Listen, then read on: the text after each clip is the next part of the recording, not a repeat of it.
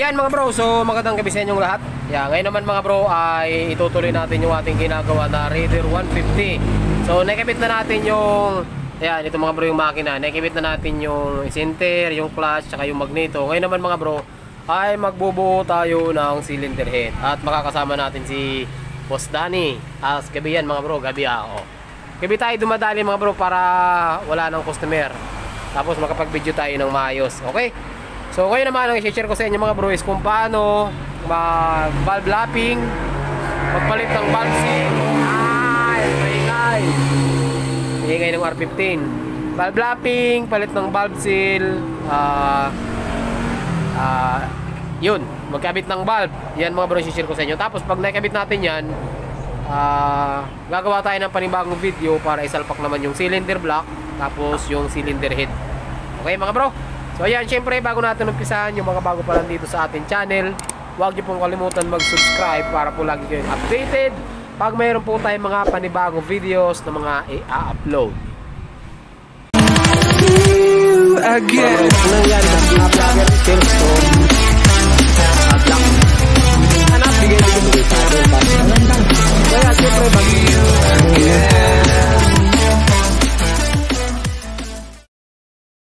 Yan mga bro. So bali mga bro, yung Raider 150 ay meron tayong 4 valve, no? Meron tayong valve dyan, meron dalawang magkaparehas na malaki, meron dalawang maliit. Yung malaki, laging nasa intake yan mga bro. Tapos yung exhaust is yung dalawang maliit. Yan. So bakit na tayo mga bro nagba-valve lapping ano? Pag sinabing valve lapping mga bro, kita nyo yan. Ayan yung seat ng barbula. Dito yung tumatama. Kailangan mga bro, fit na fit siya. Wala siyang tagas. Okay, para sa mas malakas na compression. Yan. Tama ba boss Dan yung sinasabi ko? Yeah. Yan. So, ito mga bro, kailangan nyo ng ano dyan, pag nag-aasa kayo, kailangan nyo ng Dalawang klase. grinding compound. Dalawang klase ito. Isang fine, tsaka isang, ano yung isa? Coarse. Daspang. Alin mas manipis? Ayan. Mas manipis yung fine. Oo. Pero alin mas maganda gamitin dyan? Sabay. Unahin mo muna to. Bago to. Yan. Pang-final yan. Okay mga bro, ganun lang. Paano pag nasubrahan bro ng hasa yan? Angat. Lulubog to. Pangit. Pangit. Yan. May tamang procedure lang yan. Yan mga bro, kinakamay lang natin dito yan oh. Pagka barena kasi, advisable ba yung bro yung barena? Oo, advice na. Pagka ano, yung mga bago, Mga bagong ano? bagong valve, Pwede yun. yung binabarena yon. Pero pag gantong dati niya, saka wala naman siyang tama yung ano niya, lilinisin lang kumbaga yung kanyang seat. Pwede na yan. Valve, okay na yon. Kinakamay lang. Oo, kamay na lang para mas madali ang trabaho. O, di ba mga bro? Ano lang pala eh. Basic na basic lang pala eh. Ito mga bro, ganun lang ano, lalagyan nyo lang dito. Tapos Yan, punas. Ayan o. Unas lang. Kita nyo, panoorin nyo lang mga bro si Boss Danny. Yan o. Tapos kung ano yung ginawa mo dyan, ganun din sa apat. Pare-pares na lang. Lahat. Ngayon, paano ko nalalaman? Na, Okay na. yan. Mga bro, paano malalaman kapag okay na yan? May guhit kasi yan na tinamaan ng grinding compound. May guhit yan na parang niliha siya ng bato.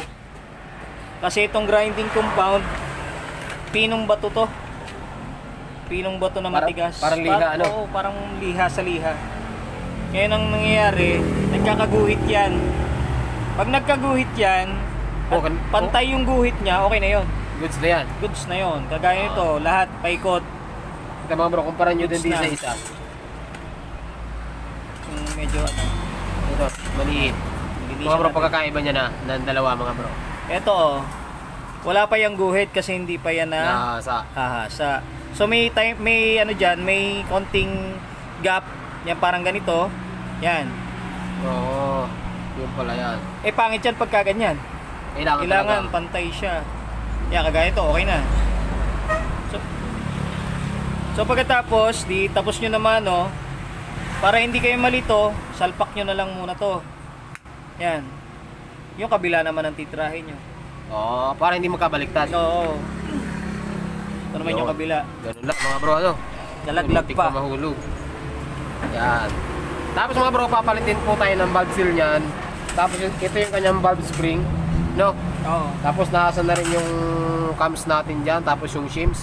Isasalpak natin yan mga bro kasi matatagalan tayo. So gagawa tayo ng hiwalay na video kapag kakabit ng cylinder block at saka ng head. So ngayon, ang tutorial natin is kung paano valve lapping lang. Yun lang mga bro. So pwede ba bro maghasa niya na walang grinding compound? Ay hindi. Kung wala kayong option na grinding or wala kayong mapilan, pwede buhangin. Buhangin? Oo, buhangin. Pwede pala yung mga bro buhangin. Pinong buhangin. Pagka walang mabili. Bibili kayo na... pero mas matagal yun, ano? Mas manipis yun. Matagal siya, pero mas manipis yun. Malulusaw siya eh. Oo, ngayon, ihahalo nyo lang yung buhangin dun sa langis. Okay na. Pwede nyo nang gawing grinding compound yun.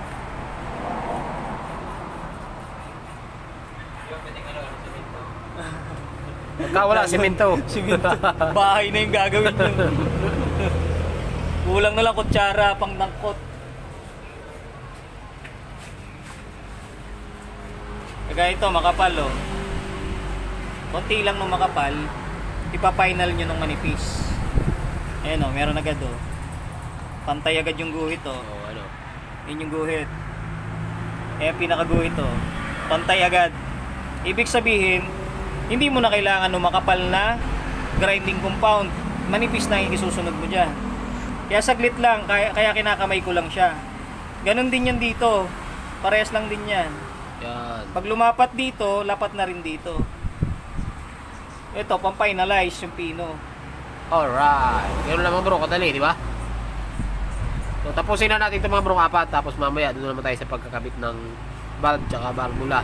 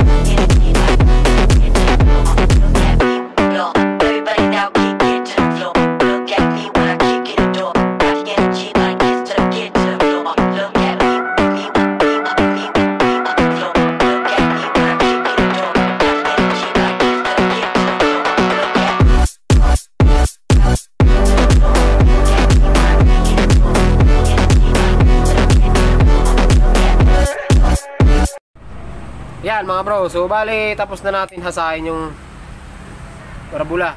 Ayan o, nailapat na natin yung 4 intake, tsaka yung 2 intake, tsaka 2 exhaust. Okay naman, kakabit na natin mga bro yung ating valve spring. Yan, mayroong tamang kabit ba yan? Oo, meron. Itong maliliit ang posisyon ng spring sa ilalim. Ito sa ibabaw kasi itong mas matigas. Kaya sa nasa ilalim. Paano pag nabaliktad? Ay di unang lalaro yung valve. Unang lalaro yung nasa ibabaw. Dapat nasa ilalim yan lahat. Yan o, pare-parehas yan.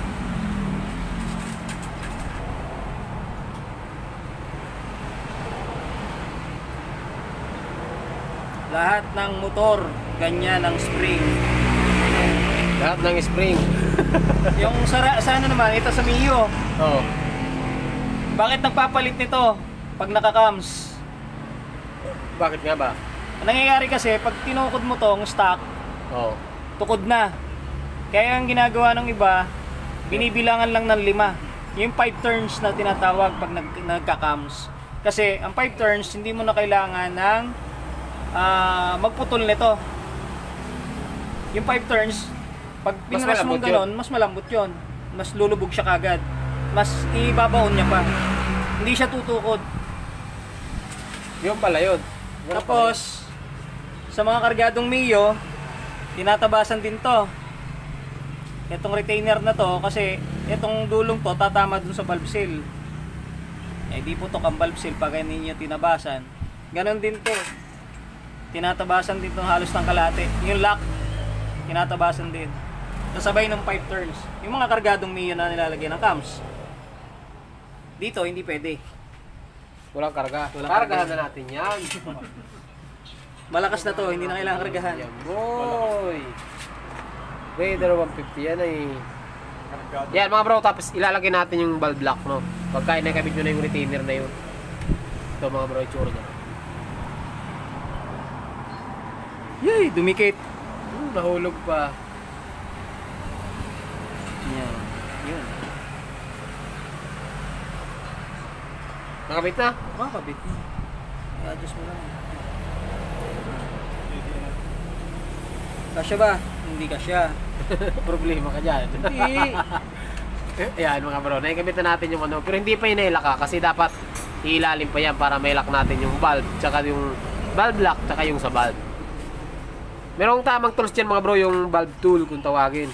Kaso wala tayo. Gagamit tayo ng ano, pinagbabawal na technique na naman ang gagamitin natin. Ito dapat, kaso ang laki. Ito mga bro, yung valve tool. Kaso malaki to. Mga pang ano to, wave. Yan, mga XRM. Timis, laki din. Gamit niya yung mga bro na ngayon, oh. Basahan daw. Hawakan mo, hawakan mo. Ayoko nga. Hawakan mo! Ah, ito ba? O, game. Ito. Basahan na, ano 8 Gs. Tapos na. Pasok na. Hindi, pasok na ba? Oo. Eh, muro, pasok na daw. Ako, parang kakakalas to ah. Parang lilipad ah. Duda ako dito. Ay, malabo. Duda ako dito. Nakakabit na, bigla kawalsik na. Problema. Para tanggal ang duda. Abay, Ayan. maganda. Ah, bro, double check kung talagang lilipad. Okay, so ganun ulit ang gagawin nyo ng mga bro dun sa isa, bali 4 yan. Ganun ulit ang gagawin natin. Pinapabawal na technique ang gagawin natin dyan mga bro. Kabit ang valve retainer, tapos yung valve lock na dalawa mga bro. Para sungay-sungay. Ganito yan mga bro. Pinakamaliit na parts ng motor. Nasa ilalim yung medyo maliit ha, nasa ilalim na. Kasi medyo makapal to eh. Ayan o, may part na manipis. Tapos dito makapal. Dito makapal. Nalaglag yung isa. Nalaglag ulit ang balawa. Sa ilalim yung manipis. Walang yan. Ito ah, hawak ko ah. Hindi, meron pa isa nalaglag dyan sa ano. Yan. Mamaya na pagkaan. Naku, nawala pa. Andiyan lang yun. Diyan sa loob. Tataktak na muna natin. Tatak lang. Wait lang bro.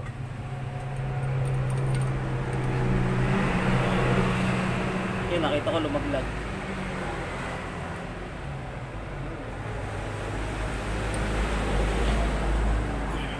Goods na.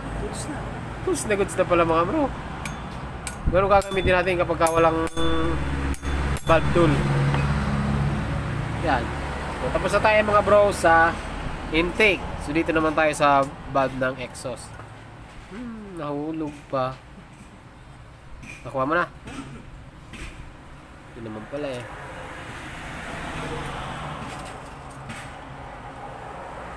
Yan. Ganun ulit. Yung process ulit.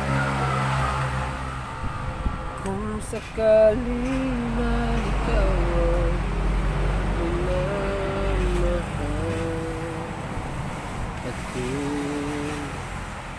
buhos ang naging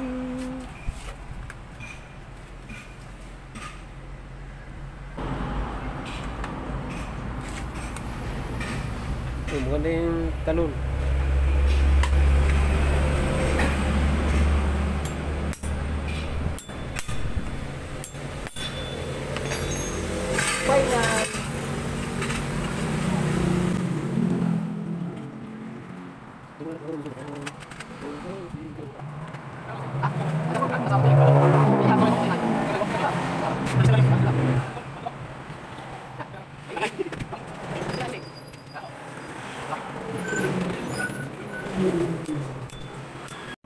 Yan mga bro, so kung nakikita nyo, Bali, nakabit na natin yung apat na valve. Yung valve seal pala, di ko napakita sa inyo kanina, ano. Yan, basta ganun lang, kapares lang naman yung paglagay natin sa waves, XRM, pare-pares lang naman mga bro ang itsura ng pagkakabit. So, hindi natin may lalagay yung cams mga bro, ano. Hindi natin may kakabit yung cams kasi pag nandun na yung head, pag dito na yung timing chain. So, siguro mga bro, hanggang dito lang yung video natin. So, ngayon magsusukat muna tayo ng ito, yung hawak ni Boss Danny, ng shims. Gamit tayo mga bro ng caliper, ano. Ito mga bro yung shims na gagamitin natin. Yan, so bali apat yan para dito yan sa may ano. Dito sa... Yan, so ikakabit na rin natin.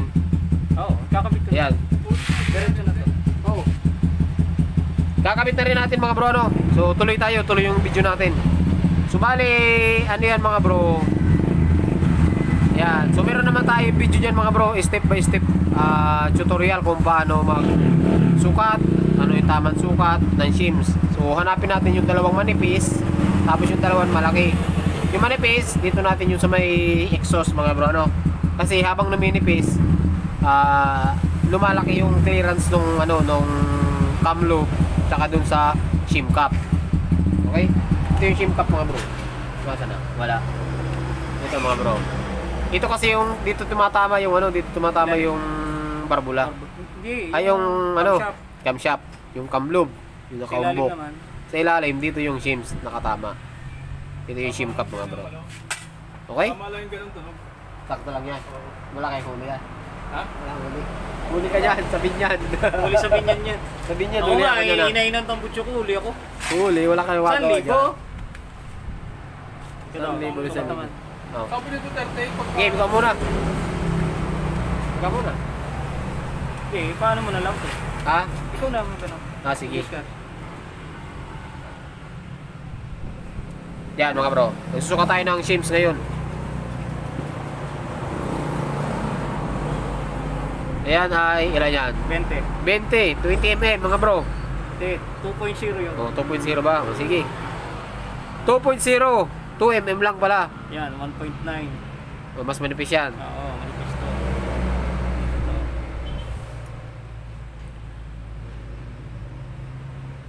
Yan, 1.8. 1.8 1.9 yan. Yung dalawa. Yan, 20. Yan, 20. 2.0. So yung 2 mm mga bro. Yan yung magka-partner. Ito yung magpa-partner. Yan yung nasa intake. Intake to. Yun. Hanapin naman natin yung intake. Ito. Paano mo nasabing intake yan? Ayan o. Oo nga pala, no? Ayan mga bro, kung nasan yung carburetor, yun yung intake. Intake valve. Intake valve. Yan. Yan, okay na yan. Tapos itong dalawa. Exhaust. Dalawang 18 at 19 eh. 1.9, 1.8. Yung 2.0. Oo. Okay. Nakakuha lang naman tayo ng araw, Oh. bro. Okay, alright. Check ko. Meron ka ng ano lang. Ha? Yung shock wala pa. Yung... Ano nandyan ah? Maglulub na yun pag nilagyan ko ng isa iba ko.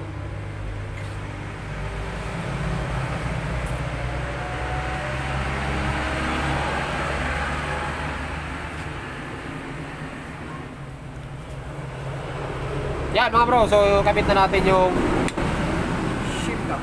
shim cap kung tawagin. Tapos mga bro, lagyan nyo ng langis, ano? Lalong-lalo na mga bro yung camshaft, kailangan nun may langis kasi yun talaga ang unang gumagalaw dyan. Tapos delikado. Kahit magkapalit-palit yan. Delikado. Kahit magkapalit-palit yan. Walang problema dyan. Yung shim lang ang dapat hindi magkapalit-palit. Manipis manipis sa makapal. Pero wala pang tama. Wala pa. Pwede na to.